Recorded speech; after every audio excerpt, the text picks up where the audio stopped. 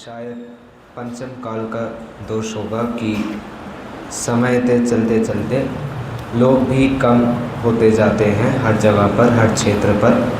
तो ठीक है, उसी के ऊपर अपन दोष डालते हुए चर्चा प्रारंभ करेंगे। मेरा तो ये एक दिन विकल्प आया था, शायद शुरुआत में ही आया था, मैंने भाई साहब को ही बोल दिया था, एक दिन आप बोलो कार्यक्रम में हम सामायिक और पूजन रख रहे हैं, लोगों को बुलाओ और गेट बंद।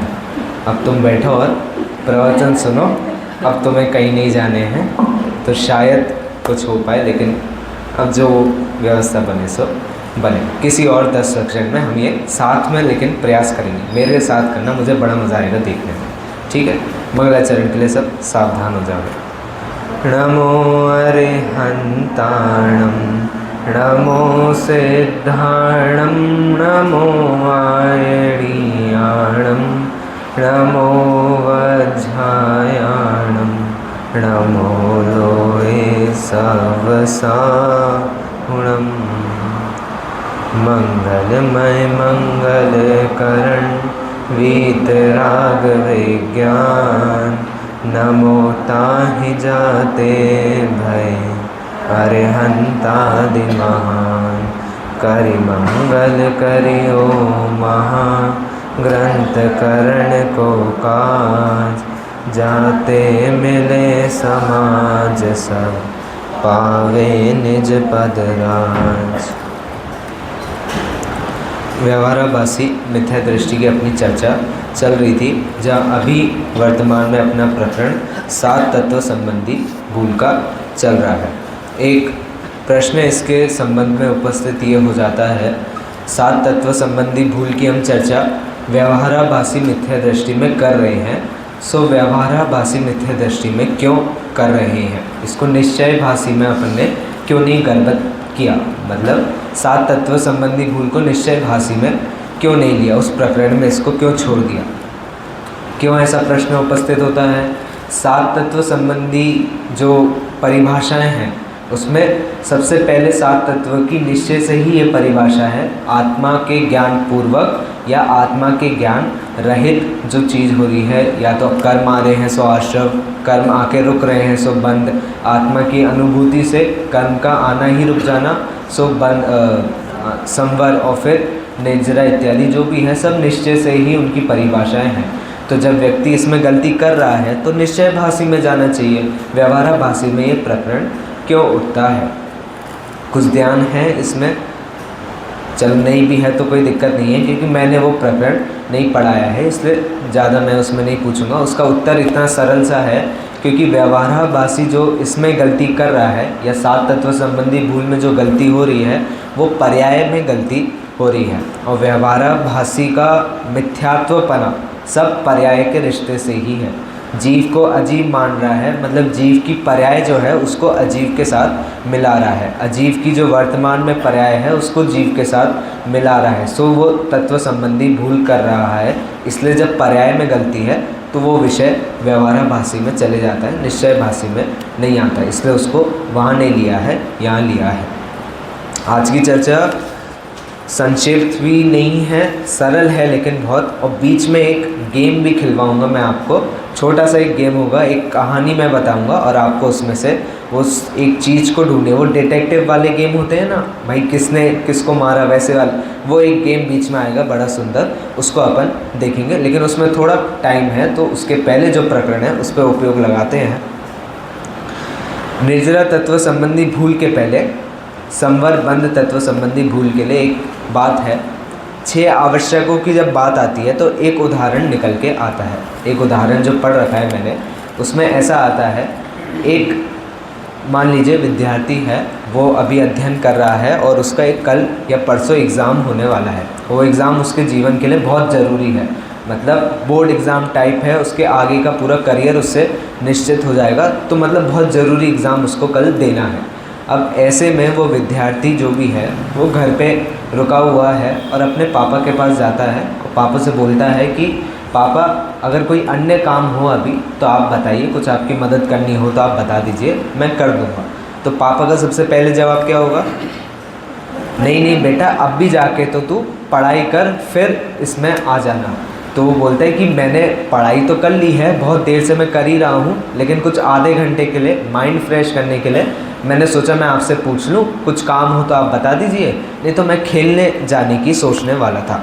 तो पापा फिर क्या करेंगे, उसको कुछ काम होगा तो दे देंगे, खेलने जाने नहीं भेजेंगे क्योंकि आधा घंटा कौन खेलेगा। ऐसे ही वो माता के साथ करता है, माता के पास जाता है, माता से बोलता है कुछ काम हो, कपड़े धोने हो, कुछ करने हो, सो बताओ मैं फ्री हूँ, कर दूँगा। तो माता का जवाब क्या होगा तब, माता का भी वही जवाब होगा कि जाके पहले तू पढ़ाई कर, तेरा कल एग्ज़ाम है। तो फिर वो क्या बोलेगा फिर से कि मैं आधे घंटे के लिए फ्री हूँ, अगर आपके पास कुछ काम है तो आप दो, नहीं तो मैं खेलने जाने की सोच रहा था। तो फिर माता उसको कुछ काम दे देगी कि तू ये कर ले, फिर पढ़ने चले जाइए। ठीक है, इसका निष्कर्ष इतना सा निकल रहा है, हर एक बार जब वो अपने माता पिता ऐसे और घटित कर लेना, वो भाई के पास जाएगा, वो दादा दादी नाना नानी सबके पास जाता है, ऐसे ही हमेशा जब भी वो जाता है कुछ भी काम मांगने के लिए कि आपके पास कुछ काम है, उनका सबसे पहला कथन क्या होगा कि पहले जाके तू पढ़ाई कर। फिर दूसरे में जब वो बोलता है कि मुझसे वो सब तो हो चुका है, मैं अब कुछ अन्य करना चाह रहा हूँ, तो उसको वो अपने हिसाब से काम दे देते हैं। निश्चय का कथन हमेशा एक ही होता है कि आत्मा की पहले प्राप्ति करो। माता हो, पिता हो, दादा हो, दादी हो, सब एक ही कथन पहले बोल रहे थे कि तुम पहले जाके पढ़ाई करो। निश्चय भी यही बोलता है कि तुम पहले जाके आत्मानुभूति करो, आत्मा को जानो, आत्मा में चारित्र धारण करो, सब पहले आत्मा के साथ करो। फिर जब जीव बोलता है कि मेरे ये काम तो हो गया है, अब उपयोग भ्रमित हो रहा है, तो मैं सोच रहा हूँ कुछ अशुभ कार्य कर लूँ, तब तुम्हें धर्म या शास्त्र या गुरु ये चीज़ बोलते हैं कि अशुभ में जाने से अच्छा है तुम ये शुभ कार्य कर लो। यानी 6 आवश्यक के लिए वो उदाहरण आता है कि ये 6 आवश्यक तुम कर लो। तो माता पिता उसको खेलने जाने के बदले कुछ अपनी साइड से ही काम दे देते हैं कि तू ये कर ले, खेलने मत जा, अशुभ प्रवृत्ति में मत जा, शुभ प्रवृत्ति में ही रह, लेकिन मूल तो तेरा काम शुद्ध उपयोग का है। सारे तत्व संबंधी भूल में पहला कथन यही आता है कि निश्चय नए से, यानी निश्चय से कथन तो यही है कि आत्मा की अनुभूति, आत्मा की प्राप्ति, उसमें रमणा इत्यादि ये सारी चीज़ें करना है। ये गुप्ति, समिति, धर्म, अनुप्रेक्षा, इनमें भी सबसे पहला ही निश्चय नए से कथन ये था, इसको आत्मा नहीं समझ में आई है। गुप्ति आत्मा में कैसे होती है, समिति गुप्ति आत्मा में कैसे हो रही है, इसको नहीं समझ में आई है, तो ये व्यवहार में धर्म मान बैठा है, व्यवहार को समिति मान बैठा है, सो गलती कर रहा है। ठीक है, पहले प्रकरण के लिए जिससे थोड़ा रिवीजन हो जाए इसलिए उसका उदाहरण दिया था। अब निर्जरा तत्व संबंधी भूल को पढ़ते हैं। निर्जरा तत्व संबंधी भूल में सिर्फ एक ही शैली का प्रयोग किया है, वो है प्रश्न उत्तरात्मक शैली।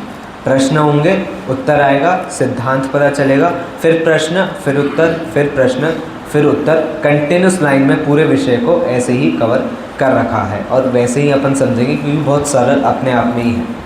सबसे पहला ही 230 नंबर के पेज पे आपको विषय मिलेगा, तथा यह अनशन आदि तप से निर्जरा मानता है, परंतु केवल बाह्य तप ही करने से तो निर्जरा होती नहीं है। यानी बाहर से तप करने को निर्जरा नहीं हो सकती। क्यों नहीं हो सकती? बाह्य तप तो शुद्धोपयोग बढ़ाने अर्थ करते हैं, शुद्धोपयोग निर्जरा का कारण है, इसलिए उपचार से तप को निर्जरा कारण कहा है। यदि बाह्य दुख सहना ही निर्जरा का कारण हो तो तिर्यंच आदि भी भूख तृष्णा को सहन करते हैं, भूख तृष्णा सहन करते हैं, तो इसलिए उनके भी निर्जरा सिद्ध हो जाएगी। और ये आपके शुरुआत के 4 धर्मों में ये विषय उठता है, लेकिन थोड़ा रूप बदल के ये विषय उठता है। कैसे रूप बदल के विषय उठता है, या मैं स्पेसिफिक बताऊं तो मायाचारी के दिन ये रूप उठता है। मायाचारी के दिन क्या उठता है, या मान लीजिए चलो उत्तम सत्य, मेरे ध्यान में तो उत्तम सत्य आ रहा है, उत्तम सत्य के दिन ये विषय उठता है। भाई अगर सिर्फ बोलना ही सत्य धर्म होगा तो सत्य धर्म किसको प्रकट नहीं होगा? सिद्ध भगवान को सत्य धर्म प्रकट नहीं होगा, उनके अभाव मानना पड़ेगा। और यदि नहीं बोलने से सिद्ध सत्य धर्म प्रकट होता है तो किसको प्रकट हो जाएगा? ये जितने पेड़ पौधे हैं ये आपसे ज़्यादा सत्यवादी सिद्ध हो जाएंगे। वहाँ भी प्रकरण ऐसे ही मिलता है, यहाँ भी ऐसा ही है कि भूख इत्यादि को सहन करना ही अगर निर्जरा मान ली तो तिर्यंस तो प्रतिदिन इसको सहन करते हैं, उनकी भी निर्जरा होगी। लेकिन भूख सहन करने से कर्मों की नहीं, शरीर की निर्जरा अवश्य हो जाती है और वो निर्जरा ज़्यादा काम की नहीं रहती। तब वह कहता है, अब प्रश्न उपस्थित हो रहा है सबसे पहले, तब वह कहता है वह तो पराधीनता से सहते हैं, यानी पर की अपेक्षा से सहते हैं। स्वाधीनता से धर्म बुद्धि पूर्वक उपवास आदि रूप तप करें उसके निर्जरा होती है, यानी स्वाधीनता रूप जो तप करता है उसके निर्जरा होती है। सो उसका समाधान देते हैं, धर्म बुद्धि से बाह्य उपवास आदि तो किए और वहाँ उपयोग अशुभ शुभ शुद्ध रूप जैसे परिणमित हो वैसा परिणम है, यानी उपयोग वहाँ जैसे परिणम रहा है, सो कोई दिक्कत नहीं है। यदि बहुत उपवास आदि करने से बहुत निर्जरा हो, थोड़े करने से थोड़ी निर्जरा हो, ऐसा नियम ठहरे, तब तो उपवास आदि ही मुख्य निर्जरा का कारण ठहरेगा, सो तो बनता नहीं है। यदि कोई व्यक्ति 1 करोड़ रुपए दान में दे रहा है और कोई व्यक्ति 10,000 रुपये ही दान में दे रहा है और आपने 1 करोड़ वाले व्यक्ति को श्रेष्ठ मान लिया, तो आप दान को नहीं समझ पाए, आपने दान का स्वरूप में भूल कर दी, क्योंकि फिर अगली बार वो 1,000 देने वाला व्यक्ति भी किश्तों में चाहे उसको देना पड़े, फिर भी कहीं ना कहीं से 1 करोड़ रुपए लाएगा, सब कुछ दांव पे लगा देगा, क्योंकि लोगों ने दान को गलत समझा। अभी चर्चा छिड़ी थी, इसलिए मैंने भी उसको थोड़ा छेड़ दिया कि वहाँ भी आप स्वरूप नहीं समझे तो ये गलती होगी। और अगर ज़्यादा कर्म करने से, ज़्यादा तप करने से निर्जरा होती है ये मान लिया, और कम तप करने से, कम उपवास आदि रखने से निर्जरा कम होती है, तो फिर कम वाले ज़्यादा वालों में भेद आ जाएगा, वहाँ परिणामों को आप नहीं देख पाओगे। यदि ऐसा कहें कि जैसे अशुभ शुभ शुद्ध रूप उपयोग परिणामित हो उसके अनुसार बंद निर्जरा है, तो उपवास आदि तप मुख्य निर्जरा का कारण कैसे रहे। यदि हम उपयोग को इसमें ले रहे हैं, यानी परिणामों को इसमें ले रहे हैं कि परिणाम से निर्जरा हो रही है, तो मुख्य कारण निर्जरा के उपवास नहीं ठहरेंगे। अशुभ शुभ परिणाम बंध के कारण ठहरे, शुद्ध परिणाम निर्जरा का कारण ठहरेगा। शुद्ध उपयोग ही निर्जरा का कारण है, बाकी सब पुण्य बंध के कारण है। फिर प्रश्न, तत्वा सूत्र में तपसा निर्जरा ऐसा कैसे कहा है। तपसा निर्जरा मतलब तप ही निर्जरा है, यानी सबसे 9वें अध्याय में सूत्र है कि तप से निर्जरा होती है। तो आप कह रहे हो कि तप उपवास से निर्जरा नहीं होती है, और तत्वा सूत्र में तो कहा है कि तप से निर्जरा होती है। अब सामने वाले व्यक्ति ने तत्वा सूत्र का उदाहरण दिया है, तो अपन थोड़ी ना कोई छोटे ग्रंथ का देंगे, अपन जाएंगे सीधा धवला पे, हम धवला से नीचे देखते ही नहीं है। तो वहाँ लिख दिया इच्छा निरोधो तपः, ये मूल धवला का वो सूत्र है, इच्छा का निरोध तप होता है। यानी मूल आप देखोगे तो तप, जो तपसा निर्जरा लिखा है उसमें भी तप में इच्छा का निरोध जब हो रहा है तभी निर्जरा हो रही है।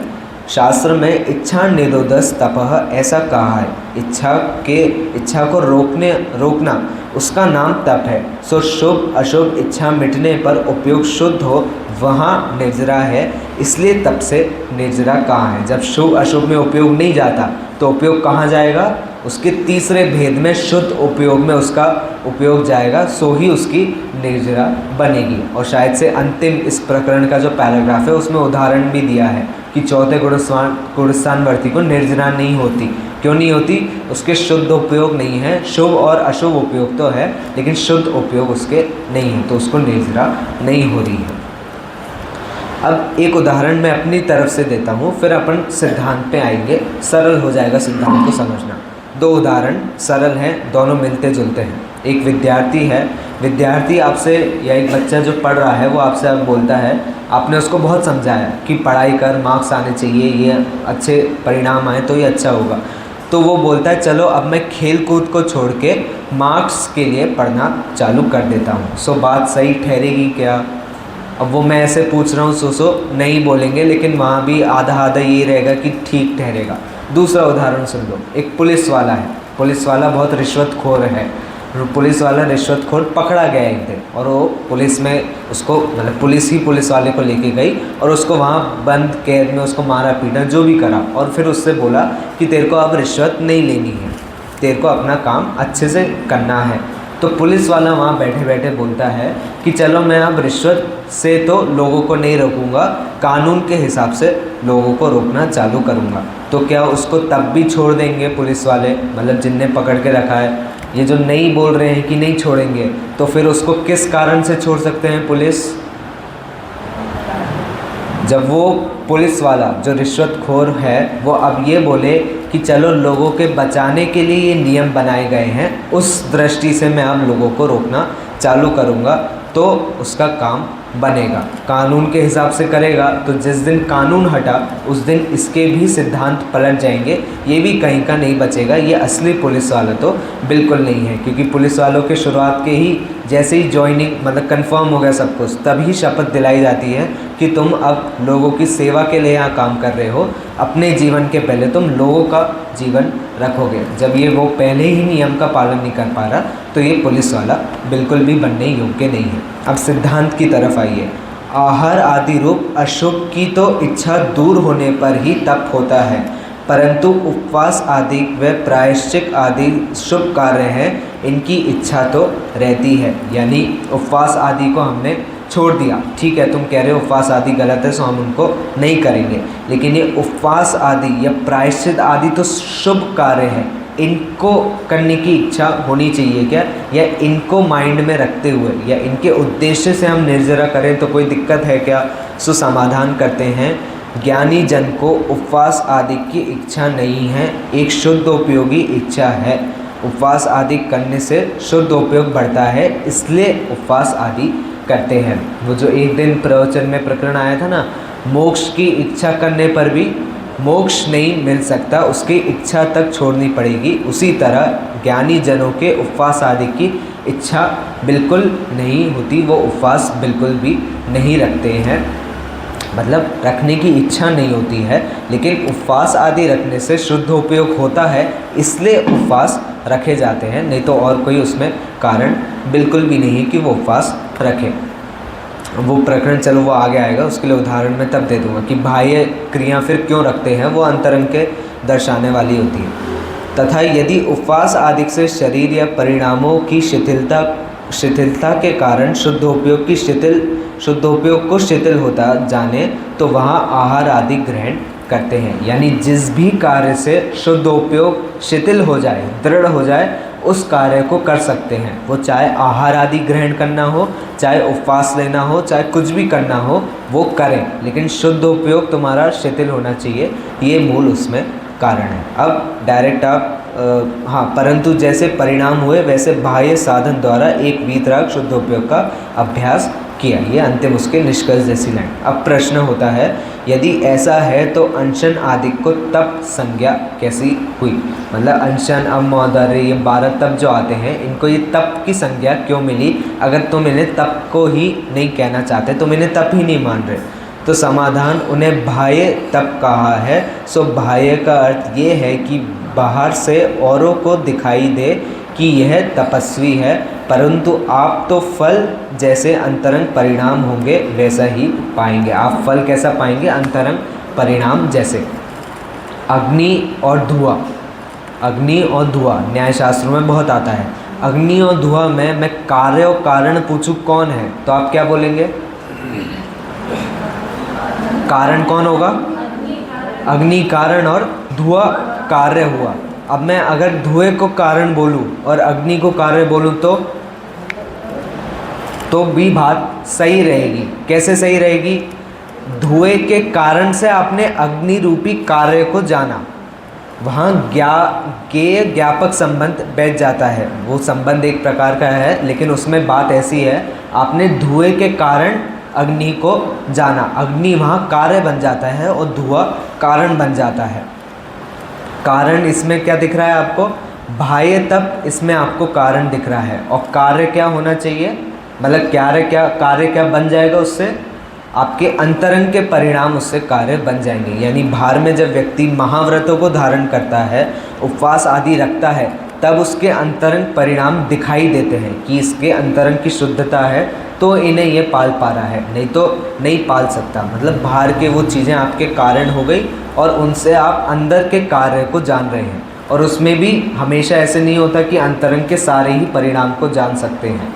मतलब बाहर उपवास तप इत्यादि रख रहा है तो कंफर्म नहीं है कि अंदर से शुद्ध उपयोगी ही होगा।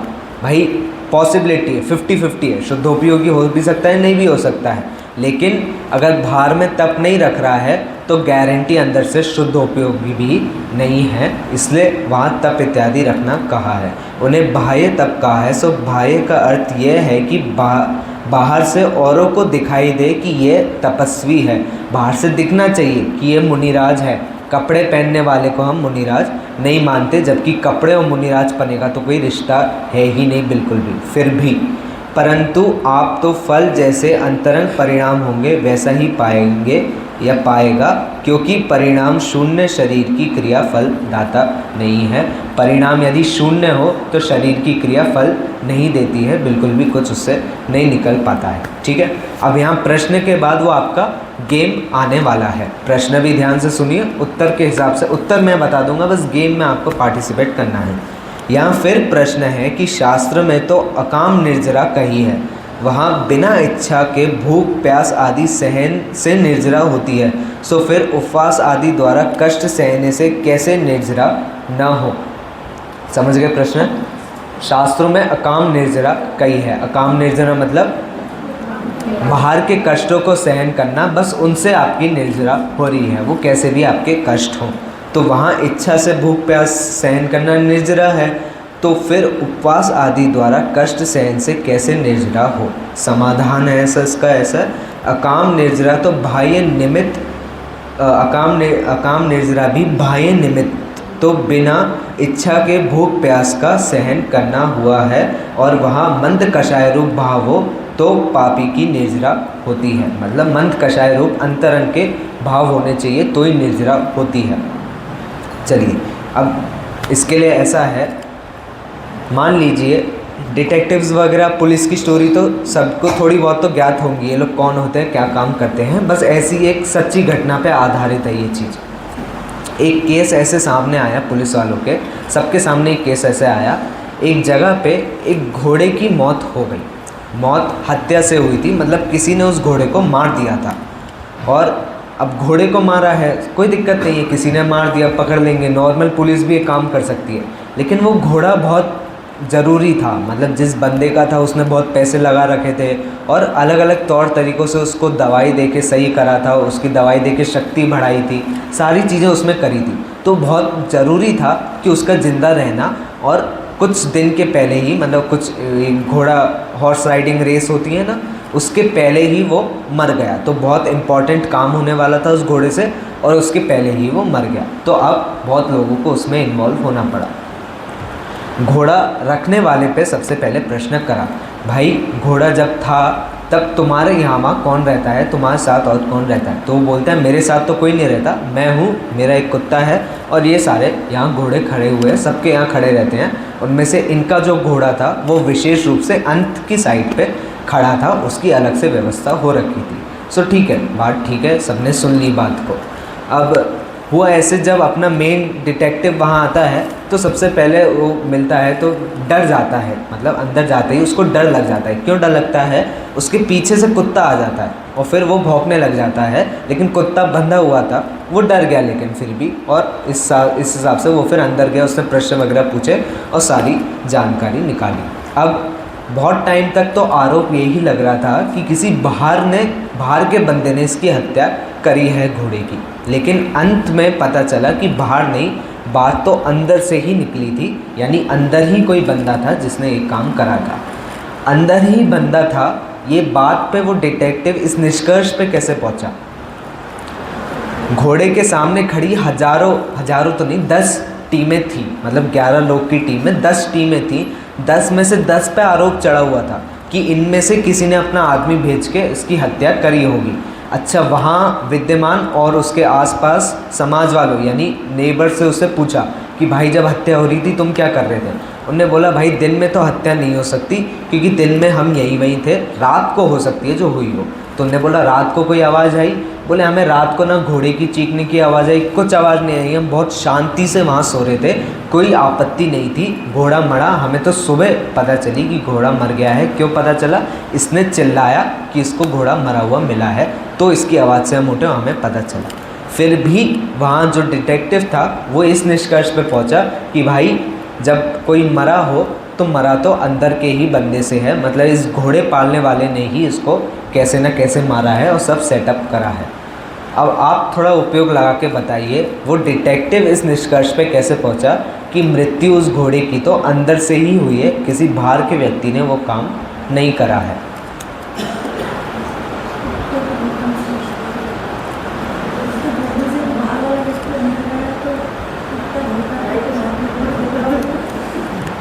पकड़ लिया इनने तो, एकदम पकड़ लिया। मेरे को लग नहीं रहा था कोई पकड़ेगा, एकदम सोच साच के करा था। वो मैंने शायद वो पार्ट गलत बोल दिया, मेरे को बोलना नहीं चाहिए, तो शायद नहीं पकड़ पाते। लेकिन ठीक है, हाँ बात ऐसी ही थी कि जब पुलिस वाले अंदर जा रहे हैं, सब अंदर जा रहे हैं, तो कुत्ता भौंक रहा है। मतलब कुत्ते को पता है कि ये लोग बाहर के लोग हैं, तो वो आवाज़ कर रहा है। अब रात को अगर कोई व्यक्ति बाहर से आता तो ये कुत्ता उसी रूप में भौंकता, बाहर की साइड पे ही तो है, आवाज़ करता, आसपास वालों को समझ में आ जाता कुछ है। लेकिन इसने बिल्कुल आवाज़ नहीं करी और आसपास वालों ने भी आवाज़ नहीं करी। मतलब बंदा तो अंदर का ही था और ये कुत्ता सिर्फ अपने मालिक को जानता है, मतलब इसके मालिक ने ही कुछ छेड़खानी करी है। और फिर अंत में पकड़ा भी गया, सब सिद्ध भी हो गया कि इसने वो काम करा है। अब सिद्धांत क्या था मेरा? सिद्धांत मेरा ऐसा था कि अंतरंग में बहुत चीज़ें चल रही हो सकती हैं, बाहर से एक हिंट भी मिल जाए तो अंतरंग के सारे परिणाम दिखाई दे सकते हैं। और इसके विपरीत भी बहुत सच होता है अपने दैनिक जीवन में ही। कोई व्यक्ति है, उसको बिल्कुल धर्म में इंटरेस्ट नहीं है, उसका कुछ काम लेना देना नहीं है धर्म से, उसको कोई इंटरेस्ट नहीं, ना पंच कल्याणकों में आता है, ना शिविर, ना दशलक्षण में। बस एक दिन उसने बहुत ज़्यादा मंदिर में दान दे दिया, या एक दिन बस वो प्रवचन में आने लगा। अब जिस दिन उसने दान दिया था उस दिन वो 10 लक्षण ख़त्म होने वाले थे, या उस दिन मान लो धूप दशमी थी तो बहुत लोग आए थे, उसने उस दिन दान दिया। क्या उसका दान रूप में माना जाएगा? नहीं माना जाएगा, क्योंकि अंतरंग में उसकी कभी प्रवृत्ति दिखी ही नहीं। तो बाहर में जब वो अचानक से कर रहा है, चाहे वो छोटी ही हो, वो बिल्कुल भी मान्य नहीं होगी। तो बाहर से अगर एक छोटा सा भी हिंट मिल जाए तो अंदर की सारी क्रियाओं का अंदाज़ा लग जाता है। अगर बाहर से मुनिराज के एकदम निरतिचार सहज रूप से व्रतों का पालन हो रहा है ना, तो अंदर से दिख जाता है कि भाई ये सही है, कोई आपत्ति नहीं है। उसके लिए सबसे बड़े उदाहरण अपने आज के समय में अभी सुमत प्रकाश जी भाई साहब हैं, आपके बड़े पंडित जी थे, पंडित जी आत्मन जी। उनका बाहर से ही सहज स्वभाव देख के, मतलब वो जहाँ खड़े हो जाएं वहाँ आपको अच्छा लगने लगता है, और आसपास के लोग भी अपने आप आके घेर लेते हैं उनको। क्यों घेर लेते हैं? शांत स्वभावी व्यक्ति सबको आकर्षित करता है, मतलब सबको पसंद है ऐसे व्यक्ति के आसपास रहना। क्यों पसंद, कैसे पता शांत स्वभावी है? अंदर से वो सबको गाली दे सकते हैं भाई, बाहर से बिल्कुल भी वो प्रवृत्ति नहीं है और बिल्कुल हिंट भी नहीं मिलता अंदर से कि ये ऐसे करते हैं। सो हम बिल्कुल नहीं मान सकते कि वो इस क्रिया में होंगे। मतलब बाहर से आपको अंदर का हिंट मिल जाता है। सो वही इसमें फिर से बताया है, वहाँ मंद कषाय रूप बाह हो तो पाप की निर्जरा होती है, देव आदि पुण्य का बंध होता है। मंद कषाय हो तो पुण्य का बंध हो जाता है, परंतु यदि तीव्र कषाय होने पर भी कष्ट सहन से पुण्य बंध होता हो तो सर्व तिर्यंच आदि देव ही हो सो बनता नहीं है। तिर्यंच भी देव बन जाएंगे, वो प्रसंग उठेगा। जैसे अन्य को प्राण कहा उसी प्रकार तथा जैसे अन्य को प्राण कहा है, ये बाद में भी उदाहरण आएगा, वो अन्य धन वाला उदाहरण आएगा। तथा इस प्रकार बाह्य साधन होने से अंतरंग तप की वृद्धि होती है, इसलिए उपचार से इनको तप कहा गया है। जिसके लिए आगे ही टोडरमल जी ने एकदम अंत में पूरे प्रकरण का निष्कर्ष जैसे हो वैसे उनने एक उदाहरण में सब निपटा दिया। धन और अनाज को उपचार से जीवनदायक माना जाता है, क्योंकि धन से अनाज खरीद सकते हैं, अनाज से जीवन चलता है। सो उपचार से इनको जीवनदायक माना जाता है। परंतु कोई जीव उपचार को ही सत्य समझ ले, सिर्फ धन इकट्ठा में लग जाए, अनाज इकट्ठे में लग जाए, शरीर की बिल्कुल सेहत ना देखे, तो वो मृत्यु को ही प्राप्त होगा। उसी प्रकार बाह्य तप को तो उपचार से तप कहा जाता है, लेकिन अगर तुमने इनको तप ही मान लिया तो तुम देवगति ही जाओगे, उससे ऊपर मोक्ष तक तो तुम गमन नहीं कर पाओगे। फिर नीचे उसकी एक उदाहरण दिया है, जहाँ कषाय विषय, उदाहरण नहीं उदाहरण दिया है, जहाँ कषाय विषय और आहार का त्याग किया जाता है उसे उपवास जानना। शेष को श्री गुरु लंघन कहते हैं। श्री गुरु लंघन मतलब गुरु की आज्ञा का उल्लंघन ही कहते हैं उसको, और अन्य मत जानना। और इसमें सबसे पहले ही 3 शब्द इम्पॉर्टेंट है, जहाँ कषाय विशेष और आहार का त्याग, यानी कषाय का भी त्याग हो उसको तप कहते हैं, उसको निर्जरा कहते हैं, शेष गुरु लंघन कहा जाता है। अगले पेज पे 332 नंबर के पेज पे उससे कहते हैं उपदेश तो ऊंचा चढ़ने का दिया जाता है, तू उल्टा नीचे गिरेगा तो हम क्या ही करें। अगर मैं उपदेश ये दे रहा हूँ कि तप इत्यादि उपचार से निर्जरा है, इनको ही धारण नहीं करना, और आपने ये सुन के तप ही धारण नहीं करे, तो उसके लिए कह रहे हैं कि उपदेश तो हमेशा ऊंचा चढ़ने का दिया जाता है। और यहाँ ऊंचा कहाँ चढ़ना है हमें?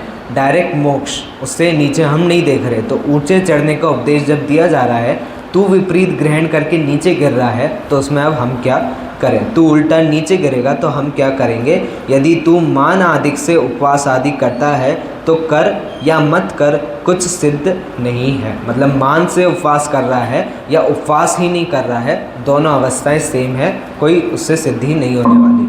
और यदि धर्म बुद्धि से आहार आदि का अनुराग छोड़ता है तो जितना राग छूटा उतना ही छूटा, परंतु इसको तब जानकर, इसमें निर्जरा मानकर संतुष्ट मत होना। अगर थोड़ी सी भी निर्जरा हो रही है तो उतने में संतुष्ट मत रहना, हमेशा प्रयत्न करना पूरी निर्जरा तुम्हारी हो।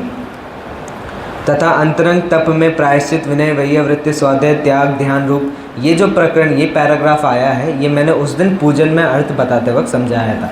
ये जो अंतरंग बहिरंग तप होते हैं, इनको बहिरंग क्यों कहा जाता है? बाहर की क्रिया की अपेक्षा इनको बहिरंग कहा जाता है। लेकिन ये अंतरंग तप जो है, प्रायश्चित, विनय, ये स्वाध्याय, इनमें भी तो बाहर की क्रिया होती है। स्वाध्याय में शास्त्र लेके बैठ रहे हो, किसी से पूछ रहे हो, तो ये बाहर की क्रिया तो है। किसी को नहीं आता, वो सिर्फ लेके बैठ जाए तो उसको बाहर की क्रिया यानी बहिरंग तप ही मान लें, तो उसको बहिरंग तप नहीं मान सकते, क्योंकि इनमें मुख्य अपने मन को दबाकर इन चीज़ों को करना है, इच्छा को दबाकर करना है। सो वही चीज़ उसमें फिर से बताई है। नीचे वाले पैराग्राफ पे आइए, वहाँ भी इतना विशेष है कि बहुत शुद्धता होने पर शुद्ध उपयोग रूप परिणति होती है, वहाँ तो निर्जरा है ही, बंद नहीं होता। मतलब अंतरंग मन शुद्ध है तो ही वो परिणति हो पाती है। ऐसा मिश्र भाव, लास्ट लाइन पे हूँ, ऐसे मिश्र भाव युगपत होता है, वह बंद और निर्जरा दोनों होती है। एक जगह अब प्रकरण उठेगा शुभ भाव का और शुद्ध भाव का। वो पहले संवर नहीं, बंद में उठा था, वो संवर में ही उठा था शायद से वो प्रकरण। मुनिराज को जितने अंश में राग है उतने अंश में तो बंद हो रहा है, और जितने में नहीं है उतने में कर्म अभी भी आ रहे हैं। तो वो प्रकरण अब यहाँ फिर से है। यहाँ कोई कहे कि शुभ भाव से पाप की निर्जरा होती है, पुण्य का बंद होता है, परंतु शुद्ध भाव से दोनों की निर्जरा होती है, ऐसा क्यों नहीं कहते? यानी शुद्ध भाव से आप ये क्यों नहीं कहते कि पुण्य और पाप दोनों की निर्जरा होती है? आप ये क्यों कहते हो कि कर्मों की निर्जरा होती है? अब इसका उदाहरण थोड़ा अगर आप उसकी इमेज अपने दिमाग में बना लोगे तो मेरा राय रहेगी मत बनाना, इसको बस सुन लो और सुन के ग्रहण कर लो, उसकी कुछ इमेज माइंड में मत बनाना। खाना खाने से पहले खाने के अलग अलग रंग दिखाई देते हैं। खाना दाल बना रहे हो तो पीला है, उसमें मसाला डाल रहे हो वो लाल है, नमक डाल रहे हो वो सफ़ेद है, बड़ा स्वादिष्ट सामने खाना है, गरम गरम उसकी सुगंध अच्छी आ रही है। खाते हो पेट में जाता है, फिर निकलते वक्त कौन सा रंग दिखाई देता है? कोई सा भी रंग दिखाई नहीं दे पाता, सब एक समान ही हो जाते हैं। पुण्य पाप प्रकृतियाँ, कर्म की प्रकृतियाँ जब अंदर जाती हैं तब उनमें कोई भेदभाव नहीं होता, वो सारी कर्म की प्रकृतियाँ होती है। जब इनका फल मिलता है तो उस फल के रंग अलग अलग होते हैं, कुछ पुण्य रूप में आपको अच्छी मिलती हैं, कुछ पाप रूप में आपको बुरी मिलती है। तो ये विभाजन तो आपने कर रखा है, कर्मों में ये विभाजन नहीं है। सारी पुद्गल की जो इनकी कर्म वर्गणाएँ हैं वो सब समान ही हैं, इनमें कोई अंतर नहीं है। बस उसी का उत्तर दिया है। उत्तर मोक्ष मार्ग में स्थिति का तो घटना सभी प्रकृतियों का होता है, वहाँ पुण्य पाप विशेष है ही नहीं, कर्म पुण्य पाप है ही नहीं विशेष। और अनुभाग का घटना पुण्य प्रकृतियों में शुद्ध उपयोग से भी नहीं होता। ऊपर ऊपर पुण्य प्रकृतियों के अनुभाग का तीव्र बंध उदय होता है और पाप प्रकृतियों के परमाणु पलटकर शुभ प्रकृति रूप होते हैं। मतलब इतना ही कह रहे हैं, कोई भी कर्म में कोई अंतर नहीं है। जब घटते बढ़ते की बात करते हैं, सारे कर्म समान रूप से कम होते हैं, समान रूप से ऊपर होते हैं। ऐसा बिल्कुल नहीं होता कि आपका पुण्य बढ़ रहा है और पाप कम हो रहा है, या आप निर्जरा कर रहे हो तो सिर्फ पाप की कर रहे हो, पुण्य की नहीं कर रहे हो, ऐसा नहीं होता। सारे ही कर्मों की निर्जरा कर रहे हो, सारे ही कर्मों का आप बढ़ा रहे हो। ठीक है, अब नीचे आओ।